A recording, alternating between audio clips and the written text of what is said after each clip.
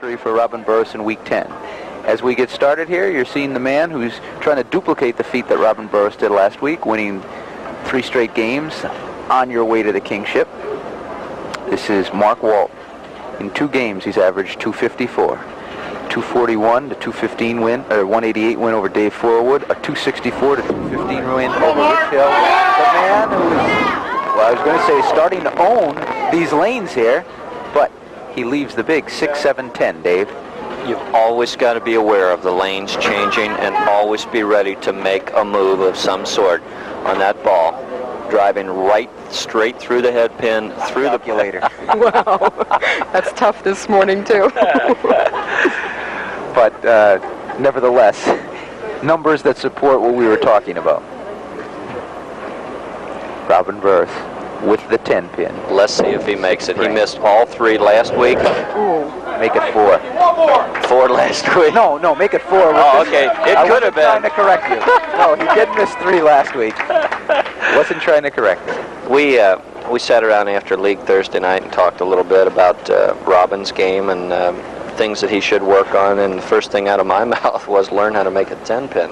I see he's taking your advice. I obviously Thursday till now wasn't enough time to work on it. Oh, little slow, deliberate pin action, but that was a funny looking ball. It right straight through the middle of the pins. Robin left the 9 pin with it, where we saw him bank the 3 off the sideboard into the 9. Mark was good enough to carry that out of there. There you look at the score. If he makes it, it gives him 94 in the 5th, which gives him a 19-pin lead. Look out. Game's not over yet. Don't go away. He chops it, leaving the 3-pin.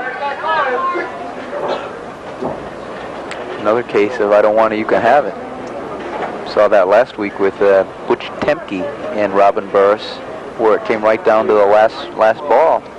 Right now, by 2. We have 18 pins, Tommy. That's it. 18 pins separating the 2 bowlers, both players going into the 7th frame. 18 pins is 2 marks. We have 4 frames to go. Very conceivable. Look out. Completely errant shot. Wow. Boy, that just bullied itself right through there and didn't do any work at all. Bo, you alluded to it before. How much room is in there? Watch this ball. The 3 pin. Right there. Go right. Takes out the 3 pin, cuts right between the 1 and the 6 pin. You're talking about it. 5 pins left to shoot, and I'll tell you what, this is no picnic. Got to throw the head pin into the 6, Tom. 1, 2, 4, 6, 10. Let's see how he takes the other 5 pins down, if he takes them down. Unbelievable! Oh, boy. Oh, boy. Not the way you make it, but it works. Watch it here. The head pin is going to go to the left, take out the 2-4. The ball ricochets into the 6-10, takes it out. That's the first time I've ever seen it made that way. Fantastic. Percentage-wise, that ball could have gone right between the 2 of them again. Could have been disastrous. Even more disastrous than that count. Unbelievable. Well, he wasn't on a spare, so the count really didn't hurt him, but I'll tell you what, that was fantastic to watch. I've never seen it made that way, but by George, whatever works, right? Whatever floats your boat, right? By George? That's right, isn't it? You know, our queen this week, Vi McKinney, we had a few weeks ago at Durban Bowl, the All-Star teams got together, and she's a member of the All-Star Hudepohl ladies team, and they won their match, and the men's Chain Link All-Stars won theirs, so I thought that was interesting. You just saw history made, a 10-pin by Robin Burrus. That's right. 10-pin spare made. He's 1 for 5, or 1 for 6, whatever, but it's way too low. You've got to learn to make those 1-pin spares. Whether they be on the right or the left side, there is no excuse to miss a 1-pin spare.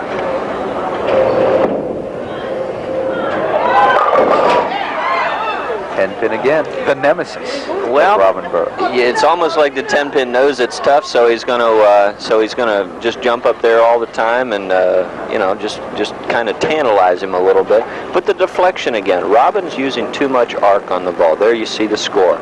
Mark Walton, if he fills the 8th frame, will give him 122. That would give him a 19-pin lead over Robin and an advantage of the strike. Oh boy, it just hangs over him like a black cloud, that 10-pin spare. You're not going to bowl well in the big leagues if you can't make your spares. You know, John Gann had that problem when he first started bowling. He threw an awful lot of strikes, like the crankers do, but he could not make the end pin, and I think he finally mastered it, and that's what made him go on the tour and be successful. Well, let's hope Robin can conquer that too. Oh boy. I'll tell you what, I want to see this one on replay. This should be interesting. Watch the head pin, center your screen. Just going to glance the pin, second to the right there. Just glances the 2. 2 falls into the 5. Pins rolling around. You got 8 pins on the deck there. That's not the way it's supposed to go. 10 pins in the pit, every pin doing its job. That wasn't very applicable there, but effective. Effective, nevertheless. So unless a major collapse There we by go. Mark Walton, which looks highly unlikely, I think we have a new king. Now, we're seeing just a rundown of the king and how it's gone this year. As you take a look at the score, Walton working on a double. Gives him 150-something, and primarily gives him a 40-pin lead going into the 10th frame. 10 pin again. Well, if nothing else, Dave, he's getting the opportunity to work on that 10-pin spare today. Yeah, there's only, who knows how many thousands of people watch him flag it time after time again. Now that's motivation. Couldn't do this in practice, no. But anyway, reviewing the king. Wait, let's take a look at Robin, first of all. Our king for week number 9. About to be dethroned here, but let's see if he can make the 10. No. See, ladies and gentlemen, he's lifting the ball at home. When you're shooting a cross-lane spare like that, there's no need to put anything on the ball. You keep your hand underneath the shot, you keep your thumb outside or in the 3 o'clock position. I'm talking about right-handers now. And you let your arm swing, take the ball right at the pin. Don't lift it. Don't try to hook it. You're just complicating matters. Work on killing the ball going cross-lane. Well, he got the 10 this time. So he might as well go out in style as he smiles. Now, to review that king. First 3 weeks it was Kim Herman. Kim Herman turned it over to Greg Lothian in week number 4. He took it weeks 4, 5, 6, and 7. And then it was Bill Heflin who dethroned him in week number 8. And then Robin Burrus in week number 9. And Robin Burrus is about to be dethroned by Mark Walton in week number 10. Well, last week, I like Robin. He's got a lot of potential in the game, but last week was more of a fluke than anything else, and Robin and I talked about it. Bill Heflin was not himself, could not figure out the lanes, and didn't bowl anywhere close to what his normal potential was. Robin was the opportunist at the time. He jumped on it. He was our king, but he doesn't quite have the experience yet to be able to retain the kingship for several weeks. But I'll tell you what, he's got a heck of a lot of potential. Look at him, he's smiling. What a personality. He's a nice young man. We'll see him back. Oh, certainly. He goes out with a 141. You know, that's something that a lot of people don't look at. You could win the kingship. Someone could have a bad day and you could win it in a given week. It's the experience, I guess, when the pressure and the heat is on, to retain it. That's what separates kids like Robin Burrus from, people like Bill Heflin, who can have a string of 4 or 5 weeks while holding the kingship. Exactly, Tom, and that's not taking anything away from any bowler ever. But I'll tell you what, you become good in this game through years of experience, and you couple that with your enthusiasm and your talent, and you become a lifer in the game of bowling. But the guy today, the man of the hour, you're looking at him, that's the first smile you've seen out of him today. Mark Walton has bowled fantastically today. I'm very impressed.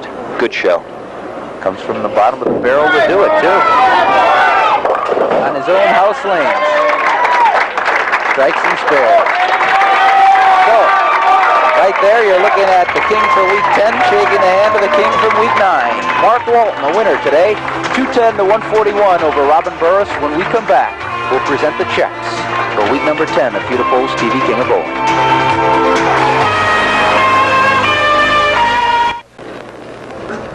We're back at Strikes and Spares, week number 10 of the BPA TV King of Bowling, and Dave Newrath and Bo Hudepohl, it's check time.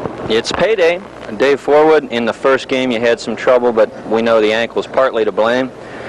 Rich, you told me before we came on the air here the lights had a little something to do with it, but in the finals you'll be used to the lights. $225. Congratulations. Robin, we got to work on some 10 pins, buddy. $375. Good show, Rob. Thank you very much, Dave. The man who came from the proverbial bottom of the barrel today to win 3 games and go on to be king for week number 10, Mr. Mark Walton, a check for $750 and a plaque to hang on your wall. Congratulations.